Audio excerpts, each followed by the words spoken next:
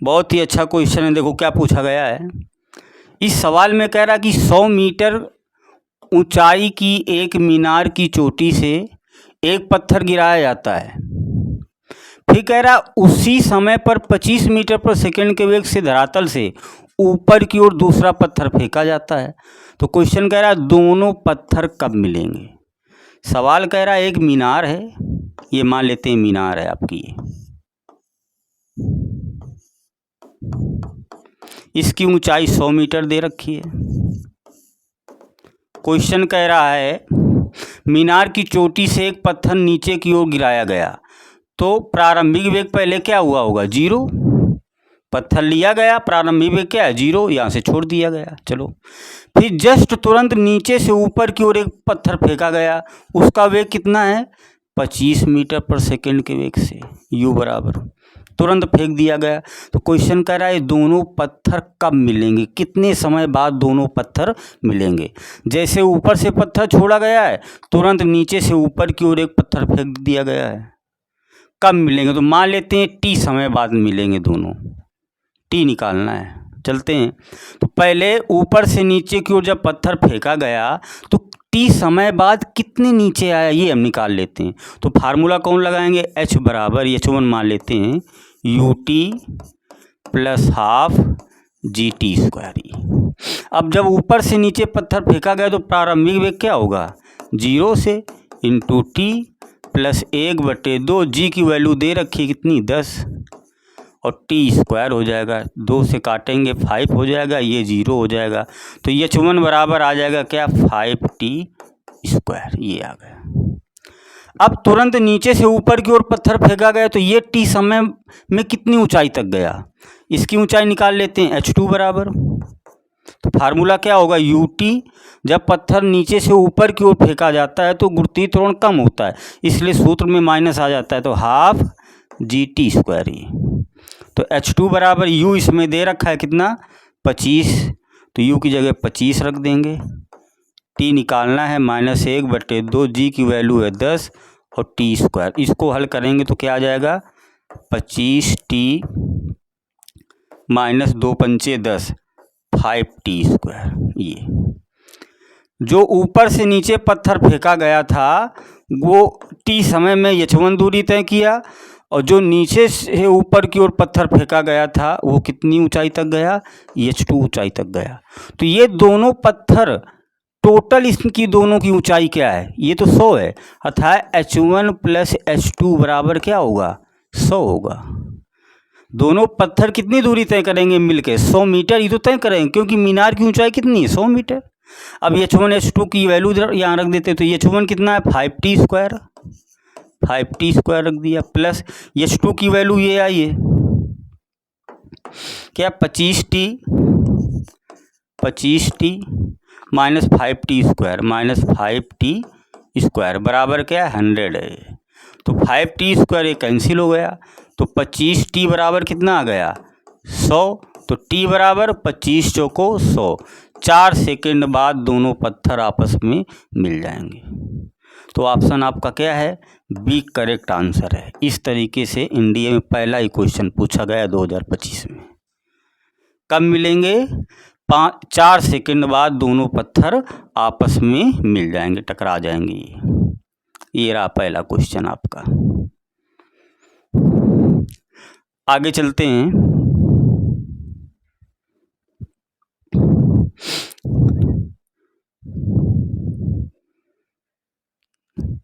ये दूसरा क्वेश्चन देखो क्या पूछा गया है।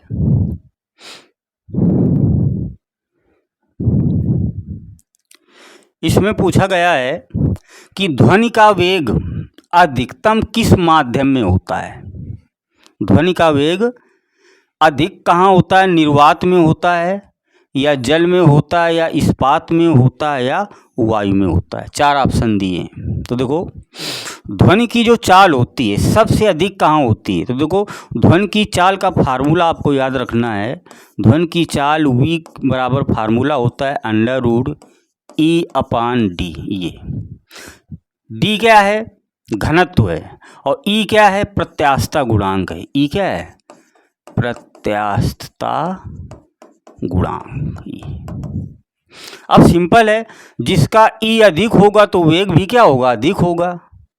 तो जो इस्पात होता है, इस्पात की प्रत्यास्थता बहुत अधिक होती है। इसकी क्या अधिक होती है, प्रत्यास्थता अधिक होती है, अर्थात ये दृढ़ होता है, दृढ़ता अधिक होती है, ये बोल सकते हैं। तो स्टील की जो प्रत्यास्थता होती है सबसे अधिक होती है। तो जब प्रत्यास्थता अधिक होगी तो चाल भी क्या होगी, अधिक होगी। तो ध्वनि की चाल यानी वेग सबसे अधिक किसमें पाया जाता है, इस्पात में पाया जाता है, लोहे में पाया जाता है। तो ध्वनि की चाल सबसे अधिक किस में होती है, इस्पात में होती है। तो इसका ऑप्शन तो ये करेक्ट है। इस्पात के बाद ध्वनि की चाल किस में होती है अधिक, जल में। जल के बाद वायु में, इसके बाद निर्वात में। ये इसका क्या है, क्रम है।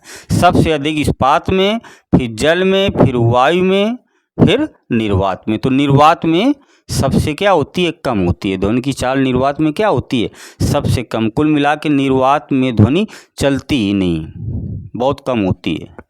तो ये ऑप्शन है आपका कि ध्वनि का वेग अधिकतम किस माध्यम में होता है। तो ध्वनि का वेग स्टील में सबसे अधिक होता है, क्योंकि इसकी प्रत्यास्थता क्या होती है, अधिक होती है। तो करेक्ट आंसर आपका क्या हो जाएगा, डी हो जाएगा। अगले क्वेश्चन की तरफ चलते हैं। अगला क्वेश्चन क्या पूछा गया है, ये रहा अगला क्वेश्चन, देखते हैं। इस क्वेश्चन में पूछा गया कि एक उत्तल लेंस है, चलो, जिसकी फोकस दूरी 25 सेंटीमीटर है। कह रहा इसकी लेंस क्षमता, पावर कितनी होगी।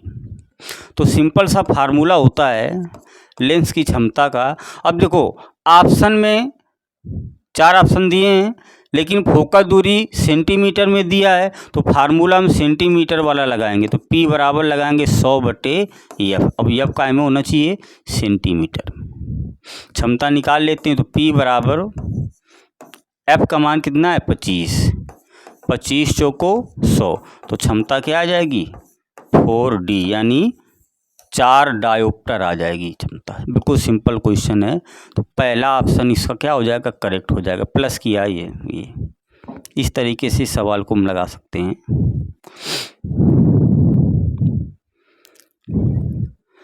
आगे देखते हैं, चलते हैं। ये क्वेश्चन रहा आपका 4 नंबर क्वेश्चन। देखो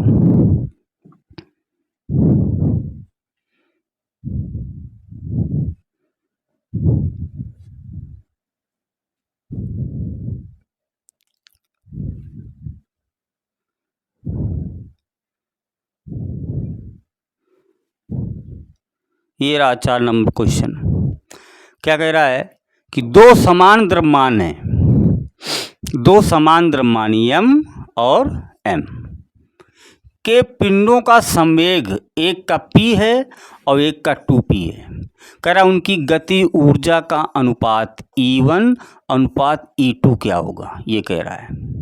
दो द्रव्यमान है और समान द्रव्यमान है, और इनके संवेग दे रखा है, एक का P है और एक का 2p है। तो कह रहा है इनकी गति ऊर्जा में अनुपात ज्ञात करो। तो देखो फार्मूला आपको याद होना चाहिए कि गति ऊर्जा E माना इन्होंने, तो हम भी मान लेंगे। E बराबर फार्मूला होता है P²/2m होता है, ये सूत्र होता है। अब द्रव्यमान क्या है, दोनों के बराबर हैं, तो इसको हम दिखा सकते हैं E प्रोपोर्शनल P²। ये तो गति ऊर्जा देखो, m द्रव्यमान की गति ऊर्जा क्या है, E1 है, E1 प्रोपोर्शनल, और संवेग क्या है, P है, तो ये P² हो जाएगा। अब दूसरे की गति ऊर्जा E2 है और संवेग कितना है, 2p है, तो 2p का होल स्क्वायर हो जाएगा। इसमें अनुपात कह रहा है, तो 1 में 2 का हम डिवाइड कर देंगे, E1/E2 निकाल लेंगे। E1/E2 क्या आ जाएगा, ये P² हो जाएगा, और ये क्या हो जाएगा, 2p का होल स्क्वायर यानी 4p²। ये कैंसिल हो जाएगा, बचेगा 1/4। तो गति ऊर्जा में अनुपात E1 अनुपात E2 क्या आ जाएगा, 1:4 आ जाएगा। इस तरीके से सवाल को हल कर देंगे, 1:4। तो इसका करेक्ट आंसर क्या है, ये बी करेक्ट आंसर है इसमें। इस तरीके से सवाल को लगाते हैं।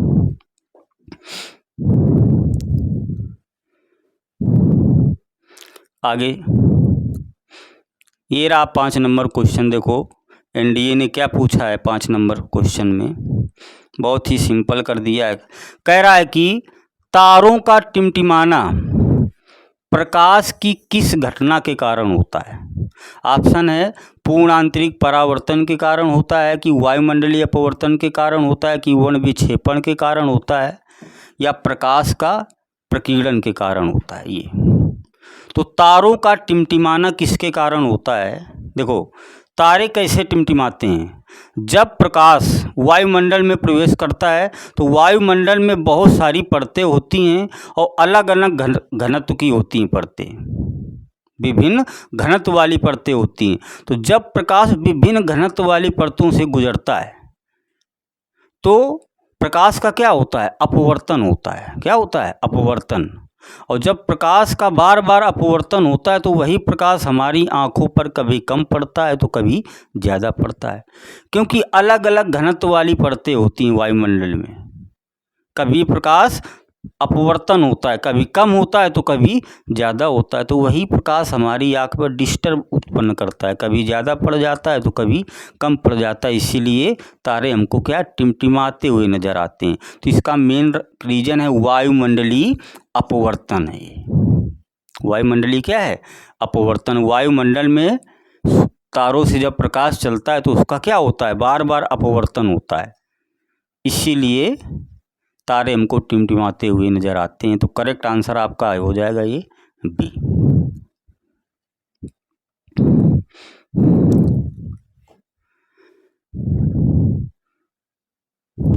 ये क्वेश्चन देखते हैं, इसमें क्या पूछा गया है, बहुत ही सिंपल क्वेश्चन पूछा गया एनडीए में। कह रहा है यदि किसी चालक का तापमान बढ़ाया जाए तो उसके वैद्युत प्रतिरोध पर क्या प्रभाव पड़ता है। अगर कोई चालक तार है, इसका टेम्परेचर बढ़ेगा तो प्रतिरोध क्या होगा, वो भी बढ़ जाएगा। टेम्परेचर बढ़ाओगे तो प्रतिरोध क्या होगा, बढ़ेगा। फार्मूला होता है RT बराबर R01 plus alpha into delta T. Temperature बढ़ने से प्रतिरोध क्या होता है, बढ़ जाता है। सिंपल क्वेश्चन है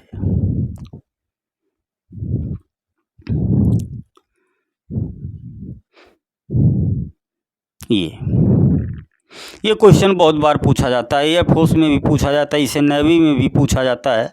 एनडीए ने भी घसीट लाया 2025 में। देखते हैं, कह रहा पृथ्वी की सतह से पलायन वेग का मान कितना होता है। तो पलायन वेग का एस्केप वेलोसिटी फार्मूला होता है V बराबर √2GRE। तो V बराबर √2G की वैल्यू कितनी होती है, 9.8, और पृथ्वी की त्रिज्या कितनी होती है, 6.4 × 10⁶ ये होती है। अब इसको हम हल कर देंगे तो यही आ जाता है लगभग 11.2 किलोमीटर पर सेकेंड। ये तो पलायन वेग कितना होता है, 11.2 किलोमीटर पर सेकेंड होता है।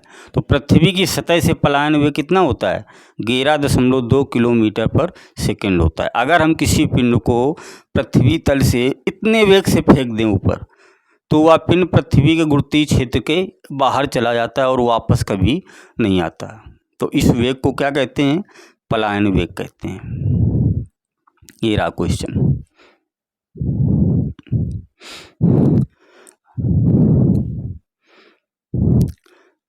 अगला क्वेश्चन देखो, ये पूछा गया कि 1 न्यूटन में कितने डाइन होते हैं। बहुत ही सिंपल क्वेश्चन पूछ लिया गया, कक्षा 10 का पूछ लिया गया क्वेश्चन कि 1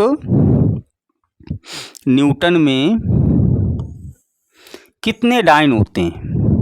तो देखो न्यूटन जो है बल का एसआई मात्रक होता है। न्यूटन बल का किसका मात्रक होता है, एसआई मात्रक होता है। और डाइन जो होता है ये सीजीएस पद्धति का मात्रक होता है। बल का ये मात्रक किसका होता है, सीजीएस का होता है। और न्यूटन ये एसआई मात्रक है, एमकेएस का मात्रक है। ये एफ बराबर फार्मूला क्या होता है, m × a होता है। तो अगर इसका हम मात्रक निकालें एसआई तो द्रव्यमान का मात्रक क्या होगा, किलोग्राम, और त्वरण का क्या होगा, मीटर पर सेकेंड स्क्वायर। इसी को क्या बोला जाता है, न्यूटन। अब कह रहा है सीजीएस में क्या होगा, तो इसकी हम यूनिट सीजीएस में निकाल लेते हैं। तो 1 न्यूटन बराबर, तो 1 किलोग्राम में कितने ग्राम होंगे, तो 1000 ग्राम होगा, इनटू मीटर को हम चेंज करेंगे सेंटीमीटर में, क्योंकि सीजीएस में चेंज करना है ना। तो 1 मीटर में 100 सेंटीमीटर बटे इस सेकेंड स्क्वायर वही लिखा रहेगा। तो ये क्या आ जाएगा, 3 0 2 0 यानी 10 की घात 5। मात्रक क्या आ जाएगा, ग्राम इंटू सेंटीमीटर और बटे सेकेंड स्क्वायर। तो 1 न्यूटन बराबर क्या आ जाएगा, 10 की घात 5। और ये सीजीएस पद्धति का मात्रक क्या होता है, डाइन होता है ये। तो 1 न्यूटन 10 की घात 5 डाइन के क्या होता है, बराबर होता है। तो बल का मात्रक सीजीएस में क्या होता है, डाइन, और एसआई या एमकेएस में क्या होता है, न्यूटन होता है। और 1 न्यूटन में कितने डाइन होते हैं, तो 10 की घात 5 डाइन होते हैं। ऑप्शन आपका करेक्ट क्या हो जाएगा, सी हो जाएगा। ये इस तरीके से हम कर सकते हैं।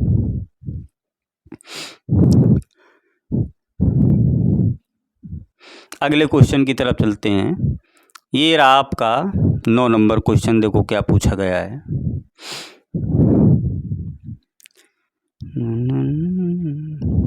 कह रहा है निम्नलिखित में से कौन सी तरंगे अनुदैर्घ्य हैं।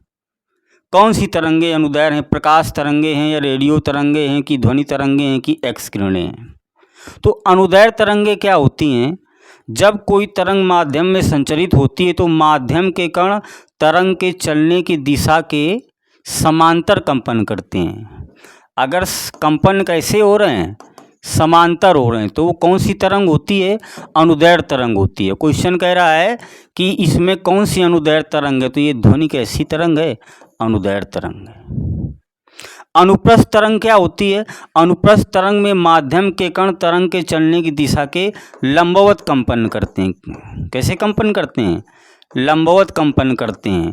तो ये होती है अनुप्रस्थ तरंगे होती हैं, जिसमें कण लंबवत कंपन करते हैं और समांतर कंपन करते हैं। तो ये क्या होती है, अनुदैर्घ्य तरंग होती है। तो ध्वनि तरंगे कैसी है, अनुदैर्घ्य तरंगे। और आपकी प्रकाश तरंगे हैं, रेडियो तरंगे हैं, एक्स किरणें, ये कैसी तरंगे, अनुप्रस्थ तरंगे। विद्युत चुम्बकीय तरंगे हैं, एक्स किरणें कैसी हैं, विद्युत चुम्बकीय तरंगे हैं। तो आपका ऑप्शन कौन सा सही है, ध्वनि तरंगे कैसी तरंगे हैं, अनुदैर्घ्य तरंगे। ये करेक्ट आंसर हो जाएगा आपका।